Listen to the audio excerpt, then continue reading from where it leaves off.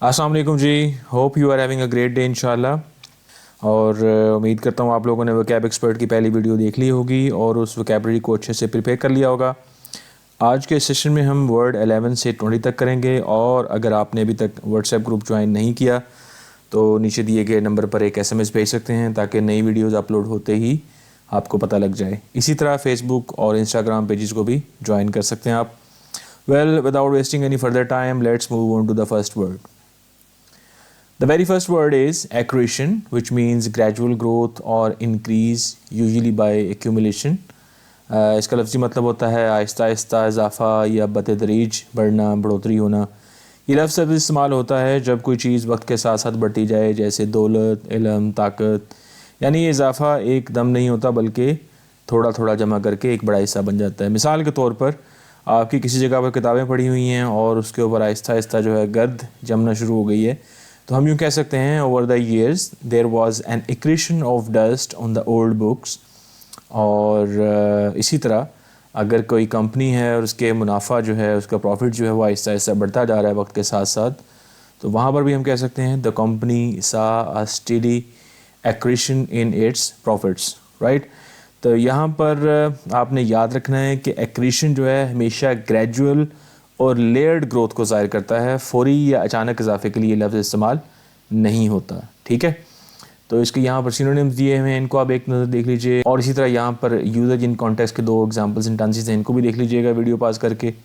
आगे चलते हैं। The second word is acerbic, which means harsh, sharp और बिटर इन टोन, मैनर और टेस्ट। इसका लफ्ज़ी मतलब है तलख, तेज़, काटदार। जब किसी का लहजा या अल्फाज सख्त, तंजिया या दिल दुखाने वाला हो तो उसे एसर्बिक कहा जाता है। ये लफ्ज़ अक्सर तनकीद या तेज़ बातचीत के अंदाज़ के लिए इस्तेमाल होता है। मिसाल के तौर पर किसी शख्स की जो तलख बातों ने अगर हर्ट किया हो किसी को, तो वहाँ पर हम कह सकते हैं his acerbic remarks hurt everyone's feelings. और इसी तरह फॉर इंस्टेंस अगर कोई मूवी है और यूट्यूब पर उसको लेकर बड़े तलख अंदाज में उसको रिव्यू करता है और बड़ा क्रिटिसाइज़ करता है, तो वहाँ पर हम कह सकते हैं his acerbic review made the director angry, right. तो यहाँ पर इसके आ जाते हैं सिनोनिम्स और इसी तरह इसका यूजेज इन कॉन्टेक्स्ट है। आगे चलते हैं। The next word is aqueous, which means to accept और agree reluctantly but without protest. यानी चुपचाप मान लेना, खामोशी से राज़ी हो जाना। इससे मुराद ये है किसी बात या फ़ैसले को बग़ैर खुले अल्फाज में मुखालफत की कबूल कर लेना, अक्सर दिल से राज़ी ना होने के बावजूद।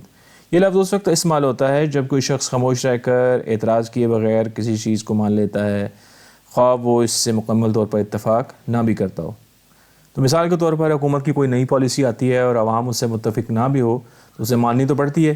तो ऐसी जगह पर हम कह सकते हैं हुकूमत की नई पॉलिसी पर आवाम ने खामोशी से एक्वियस कर लिया। और या फिर एक बड़ी कॉमन एग्जांपल है, आपके वालिदैन नहीं मान रहे, आपकी वालदा नहीं मान रही ट्रिप पर जाने के लिए, तो हम कह सकते हैं जब अम्मी ने कहा ट्रिप पर जाने की इजाज़त नहीं तो मैंने एक्वियस कर लिया, क्योंकि बहस करने का कोई फ़ायदा नहीं था, राइट। तो यहाँ पर इसके आ जाते हैं सिनोनिम्स और इसी तरह इसका यूजेज इन कॉन्टेक्स्ट है। एक्सप्रेस ट्रिब्यून से 2 एग्जांपल्स हैं।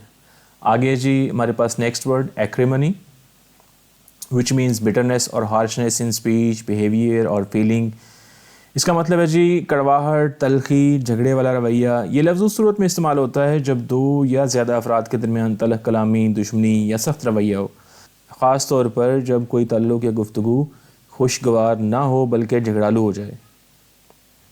मिसाल के तौर पर आप किसी से बहस कर रहे हैं और बहस जो है बड़ी तलखी पे और सख्त अल्फाज पर ख़त्म हुई हो, तो हम कह सकते हैं द डिबेट एंडेड इन एक्रिमनी। तो यहाँ पर इसके आ जाते हैं सिनोनिम्स और इसी तरह इसका यूजेज इन कॉन्टेक्स्ट है। The next word is acuity, which means sharpness और कीननेस ऑफ थॉट, विजन और हियरिंग। इसका लफ्ज़ी मतलब है तेज़ी, तेज़ ज़हानत या तेज़ हवास होना। जब किसी की सोच, नज़र या सुनने की सलाहियत बहुत तेज़ हो तो उसे एक्यूटी कहा जाता है। ये लफ्ज़ ज़हानत, मुशाहिदे या क़ुव्वत इदराक के लिए इस्तेमाल होता है। मिसाल के तौर पर हम ये कह सकते हैं एक अच्छे जज के लिए कानूनी नुकात को समझने की एक्यूटी ज़रूरी होती है ताकि वो दुरुस्त फ़ैसला कर सके। या फिर हम यूँ भी कह सकते हैं मेरे दोस्त की नज़र की एक्यूटी इतनी अच्छी है कि वो दूर से ही नंबर प्लेट के हरूफ पढ़ लेता है। इसी तरह अगर कोई स्टूडेंट इम्तिहानात में, एग्ज़ाम में جلدی اور درست جواب دیتا ہے تو کہا جا سکتا ہے کہ اس کی ذہنی ایکیوٹی بہت اچھی ہے، رائٹ. تو یہاں پر اس کے آ جاتے ہیں سینونیمز اور اسی طرح اس کا یوزیج ان کانٹیکسٹ ہے. آگے چلتے ہیں. The next word is acumen, which means the ability to make smart decisions and quick judgments. اس کا لفظی مطلب ہے سمجھداری، معاملہ فہمی اور دانش مندی. جب کوئی شخص جلد اور درست فیصلہ کرنے کی صلاحیت رکھتا ہو، خاص طور پر کاروبار یا عملی زندگی میں، تو اسے ایکیومن کہتے ہیں. مثال کے طور پر ہر business acumen helped the company grow rapidly, یعنی اس کی کاروباری سمجھداری نے اس کی کمپنی کو جلد ترقی دی. اسی طرح ہم یہ بھی کہہ سکتے ہیں ہی از ایڈمائرڈ فار ہز پولیٹیکل ایکیومن، یعنی اس کی جو سیاسی سمجھداری ہے وہ اس کی تعریف کی جاتی ہے. ہمارے ہاں کامن اگزامپل ہے ایک میاں منشا کی، تو ان کے بارے میں ہم کہہ سکتے ہیں کہ بزنس مین میاں منشا کی کامیابی ان کے بزنس ایکیومن کی بڑی مثال ہے، رائٹ. تو یہاں پر آ جاتے ہیں اس کے سینونیمز اور یوزیج ان کانٹیکسٹ. نیکسٹ ہے جی ایڈلٹ، وچ مینس کنفیوزڈ اور انیبل ٹو تھنک کلیئرلی. اس کا مطلب ہے الجھا ہوا، دھندلا دماغ، کنفیوز ہونا.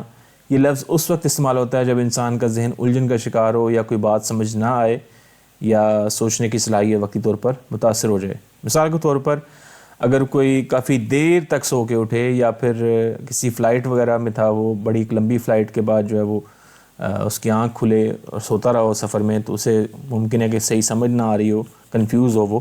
تو ہم کہہ سکتے ہیں I woke up feeling addled after the long flight. یا پھر یوں بھی کہہ سکتے ہیں اتنے مشکل سوال دیکھ کر میرا دماغ بالکل ایڈلڈ ہو گیا، کچھ بھی سمجھ نہیں آیا، رائٹ. تو یہاں پر اس کے سینونیمز ہیں اور پھر اس کا یوزیج ان کانٹیکسٹ ہے. آگے چلتے ہیں. ایڈیوس، which means to present something as evidence. اس کا مطلب ہے ثبوت دینا یا دلیل پیش کرنا.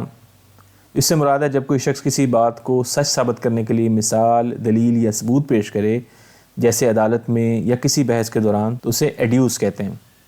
مثال کے طور پر وکیل نے اگر عدالت میں کوئی نیا ثبوت پیش کیا تو ہم کہہ سکتے ہیں the lawyer adduced new evidence in court.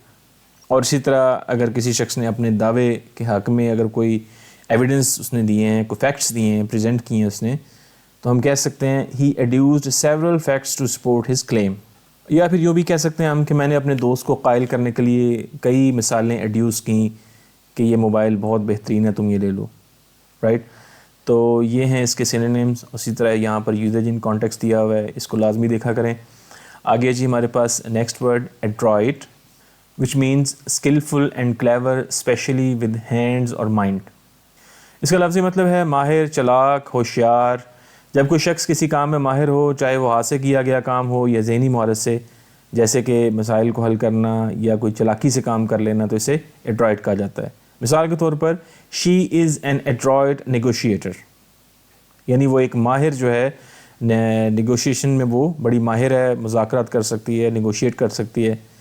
اور اسی طرح ہم یوں بھی کہہ سکتے ہیں کہ his adroit handling of the situation saved the day، یعنی اس نے بڑی ہوشیاری سے جو ہے وہ کام لیا، اس کی ہوشیاری سے صورتحال جو ہے سنبھل گئی.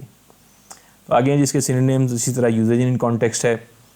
آگے چلتے ہیں نیکسٹ ورڈ کی طرف. The next word is adulation, which means excessive praise or admiration, often not sincere. اس کا لفظی مطلب ہے حد سے زیادہ تعریف، چاپلوسی کرنا. جب کوئی شخص کسی کی حد سے زیادہ تعریف کرے، خاص طور پر خوش آمد یا مطلب کے لیے، اور وہ تعریف دل سے نہ ہو، تو اسے ایڈولیشن کہا جاتا ہے. مثال کے طور پر ہم اکثر دیکھتے ہیں کہ جب کوئی سیلیبریٹی پبلک میں آتی ہے تو لوگ اس کی حد سے زیادہ تعریف کرتے ہیں. تو ایسے موقع پر ہم کہہ سکتے ہیں the actor was surrounded by fans offering him constant adulation، یعنی اداکار کو مداحوں نے حد سے زیادہ تعریفوں میں گھیر رکھا تھا. اور اسی طرح ہم نے دیکھا ہے کہ کوئی ہمارے جو پولیٹیکل لیڈرز ہوتے ہیں، ایم پی اے، ایم این اے وغیرہ، وہ بھی کہیں بیٹھے ہوں تو ان کی تعریف میں بھی لوگ وہ قصیدے پڑھ دیتے ہیں کہ خدا کی پناہ. تو ایسی صورتحال میں بھی ہم یوں کہہ سکتے ہیں کہ politicians often receive public adulation whether deserved or not. ایک اور مثال اس کی یوں ہو سکتی ہے کہ کرکٹ میچ میں بابر اعظم کی سینچری کے بعد پورا اسٹیڈیم ان کے لیے ایڈولیشن سے گونج اٹھا. تو یہ تھا ہمارا ورڈ ایڈولیشن. یہاں پہ اس کے سینونیم آ جائیں گے اور اسی طرح یوزیج ان کانٹیکسٹ ہے. دا نیوز سے 2 ایگزامپل ہیں، ان کو دیکھ لیجئے گا. تو یہ تھا ہمارا آج کا سیشن. امید کرتا ہوں آپ لوگوں کو پسند آیا ہوگا. اگر آپ نے ابھی تک واٹس ایپ گروپ کو جوائن نہیں کیا تو اس نمبر پر ٹیکسٹ کر کے آپ گروپ کو جوائن کر سکتے ہیں. آپ کے فیڈ بیک کا انتظار رہے گا. انشاءاللہ ملتے ہیں جلد ہی ایک نئے سیشن میں. تب تک کے لیے اجازت دیجیے. اللہ حافظ.